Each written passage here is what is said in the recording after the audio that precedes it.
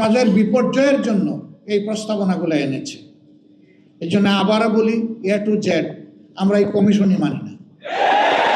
অধিকার যদি সমান হয়, কোটার প্রশ্ন আসবে কেন? যার যার যোগ্যতা প্রমাণ করে নিজ জায়গায় চলে যাও, তাইলে তো কোটার দরকার নাই।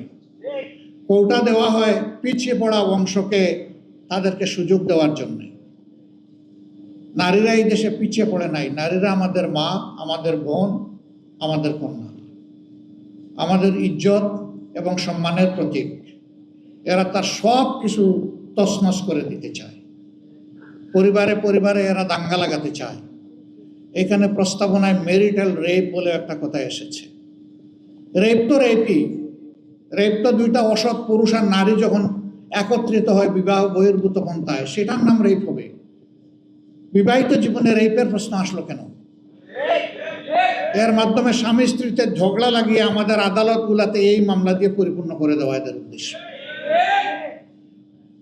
এরা সমাজের বিপর্যয়ের জন্য এই প্রস্তাবনাগুলো এনেছে। এই জন্য আবারও বলি, এ টু জেড আমরা এই কমিশনই মানি না। কিসের ওদের আবার রিপোর্ট? কমিশন থাকলে রিপোর্ট হবে। যদি এই সংক্রান্ত নারীদের অধিকারের কোনো জায়গায় যদি ক্ষুণ্ণ হয়ে থাকে, সেটাকে যদি আবার সামনে আনতে হয়, তাহলে অবশ্যই এদেশের বেশিরভাগ মানুষের ঈমান, আকীদা, তাহজিব, তামাদ্দুনের উপরে যারা বিশ্বাস রাখেন তাদেরকে বাদ দিয়ে নয়, তাদেরকে প্রাধান্য দিয়েই কমিশন গঠন করতে হবে।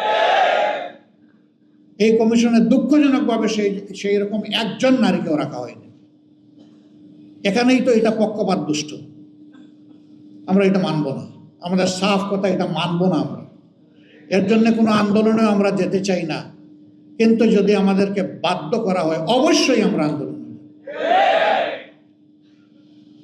সম্মানিত ভাইয়েরা, যেহেতু নামাজের সময় হয়ে গেছে, আরো গুরুত্বপূর্ণ ব্যক্তিরা রয়েছেন, তারা কথা বলবেন।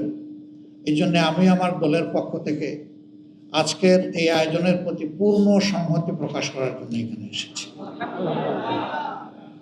ইনশাআল্লাহ আমরা হাতে হাত ধরে দিন এবং সমাজের সকল কল্যাণকর কাজ একসাথে করবো ইনশাআল্লাহ। এবং আমরা বার্তা দেব যে আমাদেরকে ভাগ ভাগ টুকরা টুকরা করে তোমরা আমাদের মাথায় আর কাঁঠাল ভেঙে খেতে পারবে না। আল্লাহ তাআলা আমাদেরকে তৌফিক দান করুন।